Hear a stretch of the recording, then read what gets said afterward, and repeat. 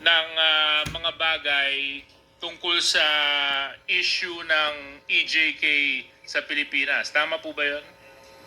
Your Honor, I would like to stand by my statement in the Senate under oath, Your Honor, and I would like to invoke my right for self-incrimination, Your Honor. Okay, but you have already stated your statement. So, Comsec, meron po ba tayong kopya nung affidavit ni Colonel Grijaldo? Your Honor, I apologize, we have not secured a copy of... But I think the very resourceful Chairman Akop will allow me to... Dito talaga, hindi nyo maintindihan bakit Thank you very pilit much. So, anyway, nilang Colonel Grijaldo, meron pinipiga pong si, kopya ng si affidavit Colonel nyo. Grijaldo. At ito naman po ay pinaninindigan po ninyo, tama po? Nakapanggigil kayo Yes, mga Your Honor. tuwad ko Okay. ma. Maraming salamat. Wala na kayong nagawa kundi imbestiga ng Dito po imbestiga. sa number 7 ng inyong sinumpang salaysay, sinabi po ninyo dito, when I entered the end room, I saw 2 lawyers of Colonel Garma standing inside the room. One of the lawyers approached me and then asked me what we were going to talk about. And I said that I do not know. Number 8, after a while, Congressman Dan Fernandez entered the room and he asked me to sit beside him on the right side. Then Congressman Abante entered the room and sat on the far end, chair on my right. Far end, chair on my right. One of the lawyers of Colonel Garma stood at my back. Your Honor, I would stand by my statement Okay, in the Senate I would under understand. oath, Your Honor, and I invoke my right for self-incrimination, Your Honor. Point of order, Mr. Chairman. Point of order. Yan na ang mayabang-yabang na adong. I don't see any reason why our guest it keeps on invoking his right against self-incrimination when Deputy Speaker J.J. Suarez was not asking him anything incriminating. He was just merely reading a portion of his affidavit. So I don't like, Mr. Chair, that this committee, that our resource person may impress upon the public that we are here to corner him and to incriminate him. Please, tigilan mo yan. Hindi naman, Mr. Chair, it's not right to... Bakit? Wala ba siyang karapatang mag-invoke? In fact, DSJJ is not asking you any So? questions but merely reading his affidavit. So what? Pakinggan ng message na pinapakita, Mr. Chairman, sa publiko, inaanggulo natin siya dito. Yeah. Pinagtulungan nyo nga eh. But I have Pilit-pilit to yung... manifest this. I ano, think his invitation to the pigain. Senate was discussed about EJK and illegal drugs. And nowhere in his affidavit did he mention anything about illegal drugs and EJK.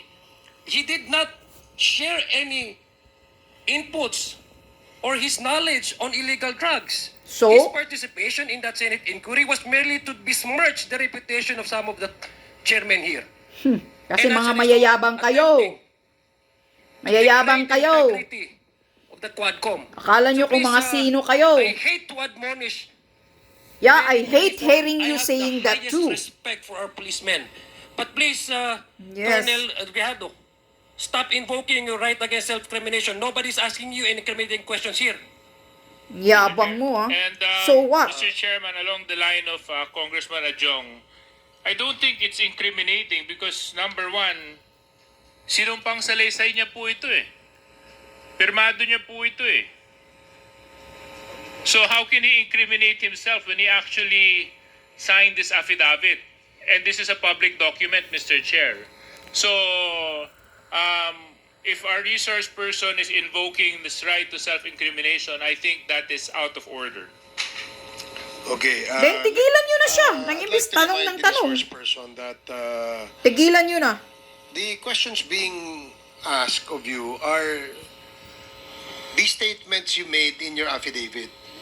And the questions that DSJJ is asking is whether you confirm those statements that you stipulated in your affidavit. Dahil affidavit, pinirmahan mo yun, there's nothing incriminating no dun sa sa tanong ni Congressman J.J. Suarez. So please answer appropriately the questions being asked by the members. Congressman Yabang. Arco? Mr. Chair, may we ask the resource person the basis why he is invoking his right against self-incrimination? Yeah, please answer. What is the basis of you invoking the right against self-incrimination? Huwag kang sumagot, Colonel Grijaldo.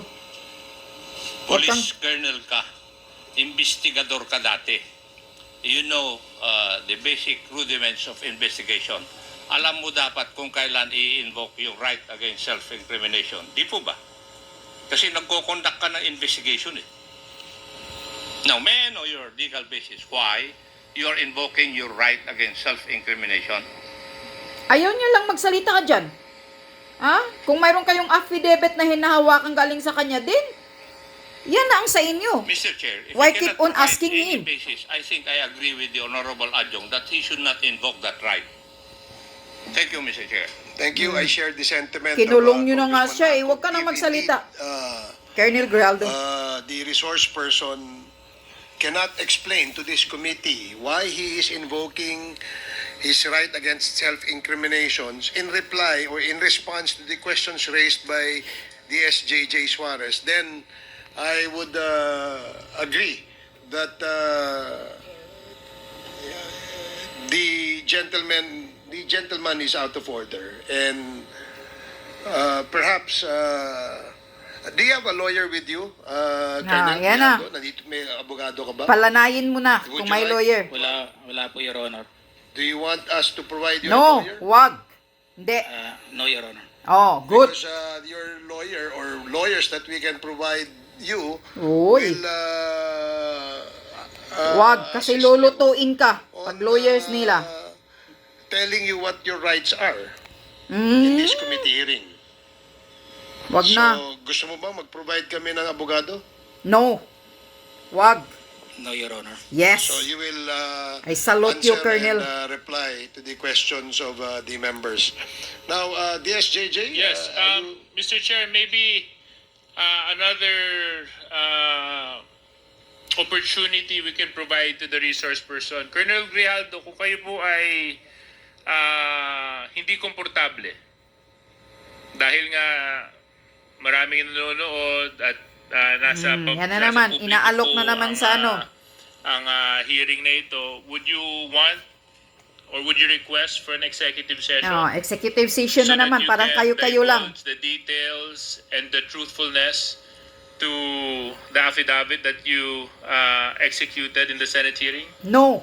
Wag, Colonel. No, Your Honor. Yes. Therefore, we I can proceed. Mr. salute Chair. your panindigan, So, Colonel Grijaldo. Colonel Grijaldo, matanong ko lang po, ano po ang nag-udyok sa'yo para i-execute tong affidavit na ito? Anong nag-alok sa'yo? Just I have said, Your Honor,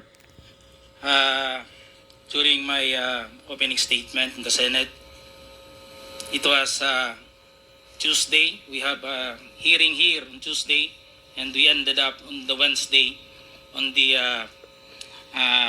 event of the Typhoon Christine. And as I have said, Yeah, may typhoon yun yung Ay, go back. hearing na yun ah. to my home, Nakauwi siya noon eh. and Umaga na. dinibdib ko po yung nangyari sa akin, Your Honor. And I never told this to my wife that time for 2 days.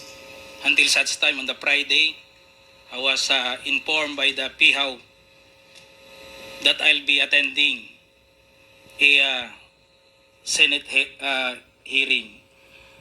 So, naisabi ko dun sa asawa ko, Your Honor. And nag-a-argue pa kami kasi ayaw niya. Ako kasi gusto ko na may sabi. And sabi ko, we have to go on a Sunday Mass, and we need wisdom for this para mabigyan din tayo ng lakas ng loob para ma-resolve natin sa tayo kasi tayo nag-aaway. Nagkaka-problema. Hindi na rin kami nag-aano nun eh. So on the Sunday, it was Okay, nagiging emotional na si on the Colonel, gospel. oh. Sabi ko, pakinggan natin kung ano man yung masabi ng gospel sa atin that day. And it was a great enlightenment and a wisdom na binigay sa akin, Your Honor. The gospel said that it's not all about the crown, Yes. but it is about the cross. It is not about the honor, but it's about the sacrifice. It's not being the first, but being the last. It's not being the great, but being the servant. Nice message. Sabi ko sa asawa ko, bakit naibigay sa atin to? We have to, and to sum up that, Your Honor, ang sinabi nung pare, sabi niya, it's not about the experience. Because yung experience kasi natin sa buhay, it may be good or bad. But it's all about the lesson learned that time, Your Honor. So I have that courage, and even my wife submitted to my decision. And on the next day, pumunta na po ako yun. Nandun po yun, nag-narrate, ginawa ko po yun, sinulat ko po yun. And it was on that mass that time. That it is a Sunday for the PDLs.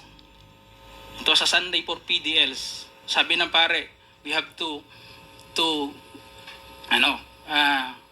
give dun sa mga brothers natin na nakukulong. Hindi ko nga akalain na I would be the one also to experience that nung sinabi ng pare. So, that's all, Your Honor. That is all that happened, Your Honor. See? Emotional na si Colonel Grijaldo. Oftentimes we need experiences to encourage us and to push us to search for the truth. Yeah, because he's telling the So, truth. I hope this hearing is one of those experiences for you, Colonel Grijaldo. Dahil ang layunin lang naman po natin dito ay hanapin, gaano man kahirap, ang katotohanan. Yun lang naman po ang hangarin natin. Wala nang iba. At kaya nga po yung dalawa po nating kinatawan na binanggit mo sa affidavit mo ay pansamantalang tumayo at umalis bilang chairman just to show that we are fair in handling this very sensitive issue. Because you made serious accusations in your affidavit, Colonel Grijaldo. So, And if magkaso indeed sila. enlightenment has happened to you when you executed this affidavit, and you mentioned that you stand by your affidavit. Of So course. let's test whether or not it is the truth, Colonel Grijaldo. Yes, Your Honor. Okay. As I have said, I will stand by. I am humbled by my experience, Your Honor.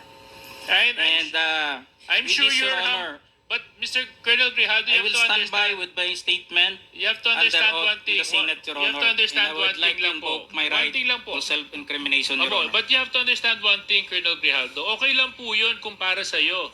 Ang problema ho, ang dami mong dinamay eh. Anong dinamay? Kung para sa'yo lang yun, Anong hindi dinamay sa akin niya? ginagawing issue to eh. Dinamay niya ba yun? Dinamay mo dito ay mga taong walang kinalaman o mga inosente. Hmm. Paano naman po sila? Paano naman po yung mga karapatan nila? Inosente ba? Paano Talaga? naman po yung boses nila? Paano naman yung katotohanan nila? Hindi pa po natin sila pahahalagahan? Dahil panghahawakan lang natin yung sinabi mong enlightenment mo? Hmm. As long But as they he's have on their the own truth. rights too, Colonel Grijaldo. Inosente. Anong inosente? So, Colonel Grijaldo, siguro wag na tayong paligoy-ligoy pa. With the permission of Mr. Chairman, Colonel Grijaldo, you made some serious accusations here. In fact, so serious that it was even carried by our media news for almost a week, 2 weeks. And because of your accusations, you've tarnished the very reputation and integrity of the committee and the House of Representatives. Things that I will not allow dahil ito pong posisyon na inuupuan namin, ay ito po ay posisyon ng tiwala na ipinagkaloob sa amin ng taong nagtitiwala sa amin. No, wala nang naniniwala At sa inyo kailanman ngayon. Hindi ako papayag na may mga tao na magdudungis at magtatapon ng kasinungalingan. Kasi mabaho na kayo sa para tae. sirain ang Wala na. integridad ng trabaho ng House of Representatives at syempre ng komitibang ito. So Colonel Grijaldo, sinabi mo po dito sa inyong sinumpang salaysay that you were persuaded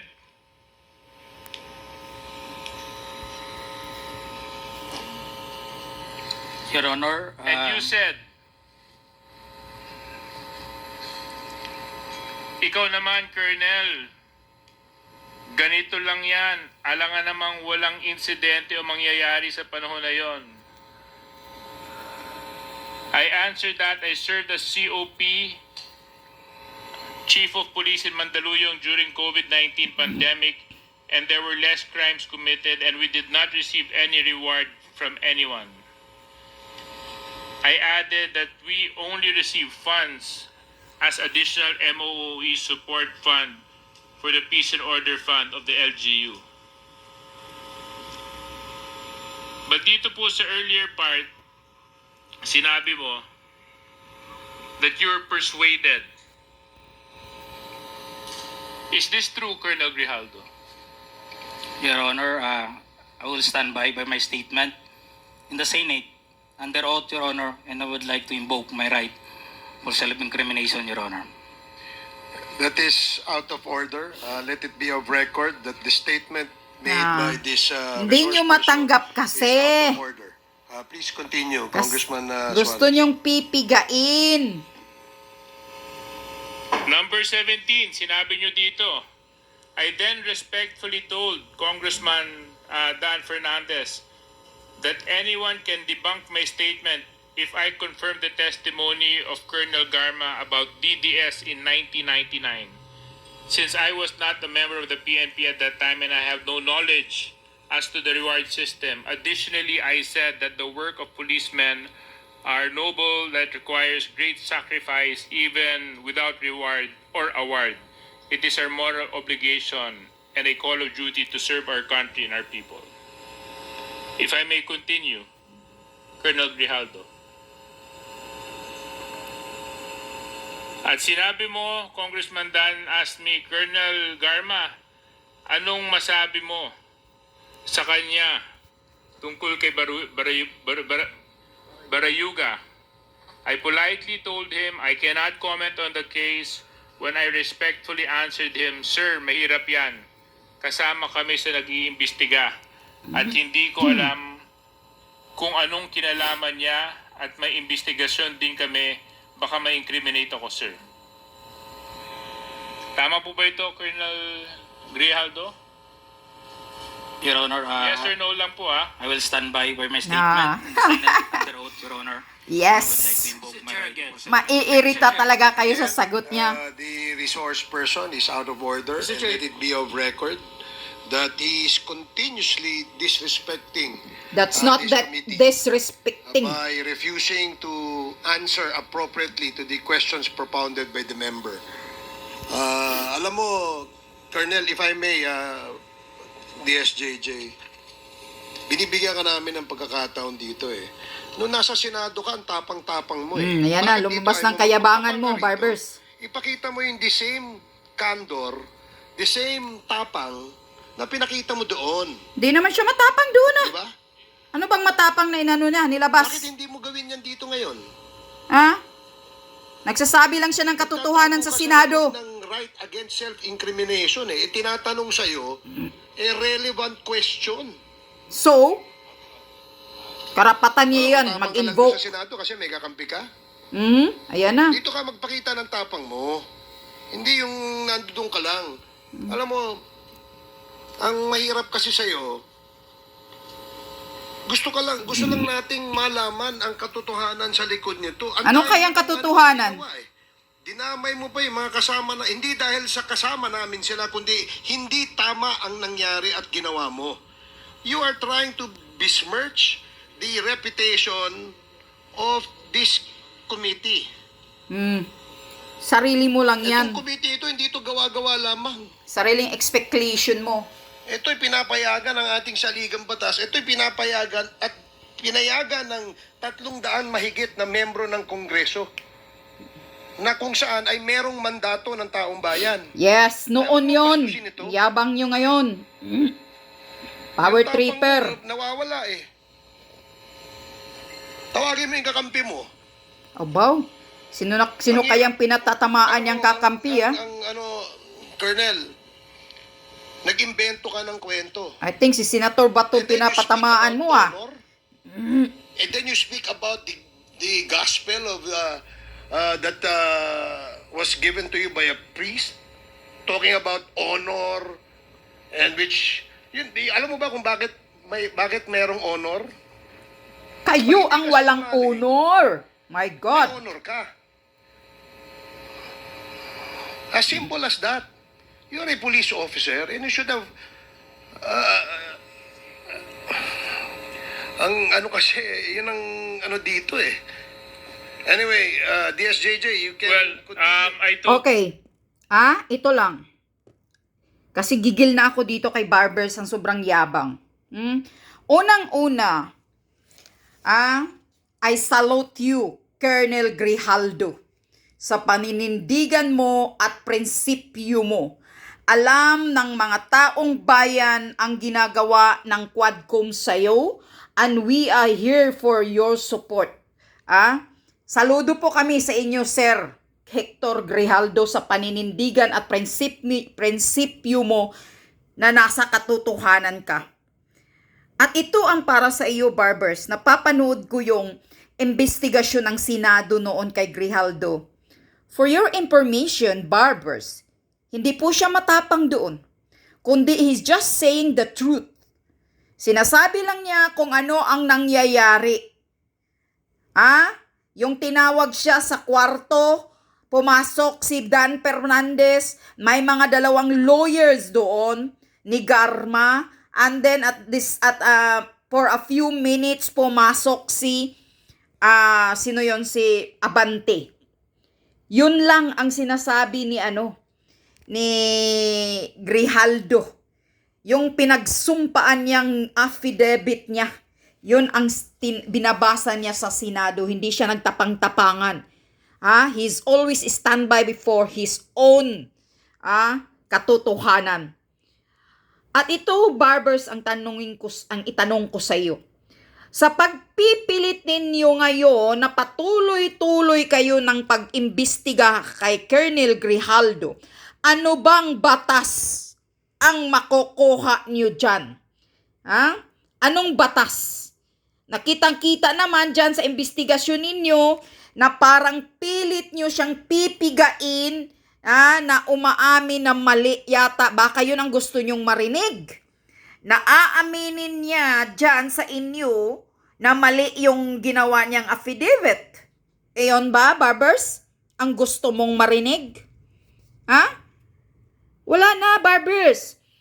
Kung nilabag ni Colonel Grijaldo ang batas, kung pinapahiya, kung hindi totoo, sabi pa ni Suarez, inosente daw si Abante at si Dan Fernandez sa pakipag-usap kay Colonel Grijaldo that time. Kung inosente, Representative Suarez ang 2 mong kasamahan, bakit hindi sila nagsampa ng kaso? Kasuhan nyo na lang. Sabihin mo na lang kay Dan Fernandez, at kay Abante, kung talagang natatamaan sila, kasi sabi mo pa nga, Suarez, is a serious allegation ang ginagawa ni Colonel Grijaldo against kay Dan Fernandez at kay Abante. Then bakit hindi sila magsampa ng kaso kay against to Colonel Grijaldo? Magsampa yung dalawa niyong kasamahan. Wag nyo na kasing pagtatakpan na i-deny nyo pa na kitang-kita may ebidensyang may video na pumapasok, anong oras pasok si Dan Fernandez at si Abante sa kwarto. Huwag nyo na kasing pilit linisin ang ginagawa ng dalawa nyong kasamahan. Sasabihin mo na lang kay Dan Fernandez at kay Abante, kasuhan nyo na lang si Colonel Grijaldo. Wala kayong mapipiga sa kanya dahil yung taong yan, si Colonel Grijaldo, talagang may panindigan, may prinsipyo sa sarili, sa katotohanan. Naniniwala kami sa kanya. Kaya gusto mo pa talagang paanuhin siya na, may lawyer ka ba? Bakit? Luto-lutuin nyo siya? Kayo ang magbibigay ng lawyer para lulutuin nyo? Barbers, yun ba yun? Mabuti na lang matalino si Colonel Grijaldo. Talagang alam niya yan. Ayaw niya na kayo ang magbibigay ng lawyer sa kanya dahil alam niya kung ano ang mga reputasyon ninyo. Alam mo, Barbers, ang taong nagsabi ng katotohanan tulad ni Colonel Grijaldo ay ang taong may honor, may dignidad. Huwag mong balahurain yung pagsasabi niya about sa gospel. Dahil kayo, sa mga paningin ng mga taong bayan, kayo dyan sa Tuwadcom, sa Quadcom, mismo kasamahan mong si Congressman Marcolita. Isinawalat na yung mga kabalbalan at kagaguhan at mga kapower tripper ninyo. Hindi ka ba na nakikinig sa mga pasabog ni Congressman Marcolita? Kayo yung mga balahura dyan, ang mga walang honor. Kayo yan ang mga walang honor dyan ngayon. Mismo si Congressman Marcolita ang nagpasabog sa inyo na puro kayo imbestiga, wala naman kayong batas na nagawa. Ngayon, anong investigasyong ginawa nyo dyan ngayon? As of now na naririnig ko, puro naman tanong-tanong sa affidavit. Yang affidavit ni Colonel Grijaldo, panindigan niya na yan. Huwag nyo nang balikuin yan dahil ayaw niya na alam niya ang katotohanan. Kayo, pilit nyo lang talagang lilinisin sa publiko yung kasamahan yung dalawa dyan. Sabihin nyo na lang kay Dan Fernandez at kay Abante, magkaso sila. Kung akala nilang allegation lang ni Grijaldo yan, kasuhan niya. Kasuhan niya si Grijaldo. Yun lang yun. Kasuhan nila si Grijaldo, si Colonel. Wag nyo nang papahiyain. Sino ka, Barbers, na magsabi ka ng ganyan? Sino kayo? Napipigain siya. Hindi kayo kurti. Yan ang sabi ni Congressman Marcolita at mismo alam namin yan. Nilalabag nyo ang karapatan niya. Bakit? Wala ba siyang karapatang mag-invoke ng right niya? He is invoking his rights dahil may affidavit na siyang sinumpaan. Ayaw niya nang magsalita na magkakamali pa siya. Dahil pinagtulungan nyo nang pipigain siya na magsasalita. Karapatan, Barbers, huwag mong kalimutan. Ang karapatan namin, ang karapatan ng tao, ang karapatan ng resource person, huwag mo siyang bastusin. Pinaparinggan mo pa si Senator Bato ba yata yung pinaparinggan mo? Anong sinasabi mo ngayon dyan? Matapang lang si Colonel Grijaldo sa Senado dahil may kakampi? Sino ang ibig mong sabihin na kakampi niya? Si Senator Bato ba? Barbers? Dahil si Senator Bato lang naman ang pulis dun eh. Baka yun ang pinaparinggan mo? Ang yabang mo? Mga taong bayan, sisiguraduhin po ninyo na pagkakandidato ito ulit, magpariilik ito ulit, wag nyo na pong iboboto yung mayabang na Barbers na yan. Sinungaling power tripper. Noong panahon ni PRRD, himod puwit siya. Agree siya sa kang PRRD war on drugs noon.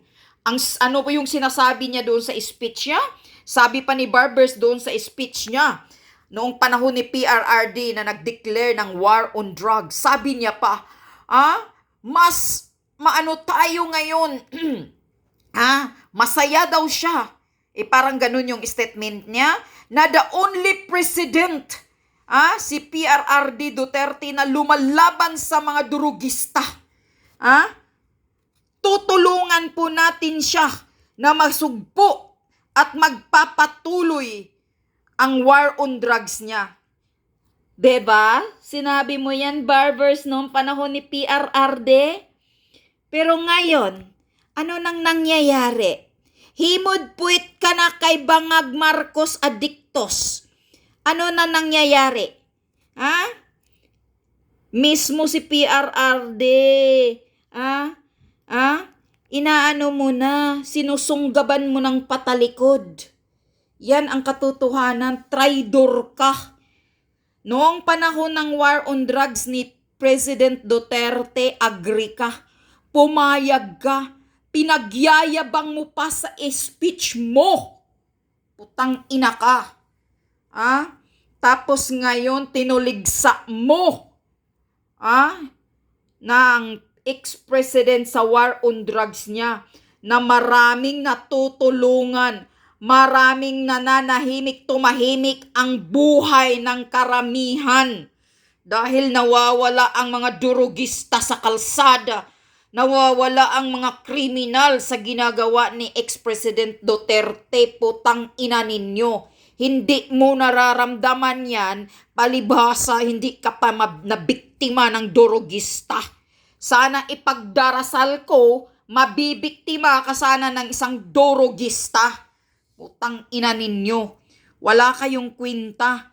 Kaya sasabihin mong honor, wala kayong mga honor. Yang si Colonel Grijaldo ang may honor at may dignidad. Kaya tigil-tigilan nyo na yung pagpipiga sa kanya dahil hindi niya babalikuin yung pinagsusumpaan niyang affidavit niya. Dahil yan ang katotohanang pinagsasabi niya dyan sa affidavit niya. Kayo ang dapat mahiya-hiya sa sarili ninyo.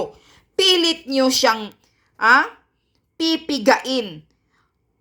Sabihin nyo na kay Dan Abante at kay Dan Fernandez, kung napahiya siya sa affidavit ni Colonel Grijaldo, magsampa siya ng kaso. Magsampa sila ng kaso. Bakit hindi nila kasuhan si Colonel Grijaldo? Bakit pilit niyong pipigain si Colonel Grijaldo? Kayo ang mga walang honor. Kayo ang mga walang prinsipyong mga jutang ginimis ninyong mga tuwadkom kayo. Kaya dapat burahin kayo. Kaya tama si Captain Dado. Pag umikot ang gulong, darating ang hudyat, hintayin nyo lang mga jutang ginimis ninyo, mga busado kayo. Hintayin nyo ang hudyat ni Captain Dado. Sana mangyayari. Sana mangyayari sa buwan na to. Para talagang abolish the Congress. Pagtutulusukin namin yung mga mata ninyong mahinayupak kayo. Mga wala kayong kwenta. Binoto lang kayo ng 200 o 300 people na bumoto sa inyo, sa constituent ninyo. Pero ang akala ninyo nasa na kayo, hari na kayo. Pwede nyo nang tuligsain kahit sino. Nga putang ina kayo, kakapal ng mukha mo. Ikaw, Barbers, tigil-tigilan mo yung kayabangan mo dahil hindi lahat ng panahon nakaupo ka dyan. Yan ang tandaan mo. Tigil-tigilan mo yung kayabangan mo.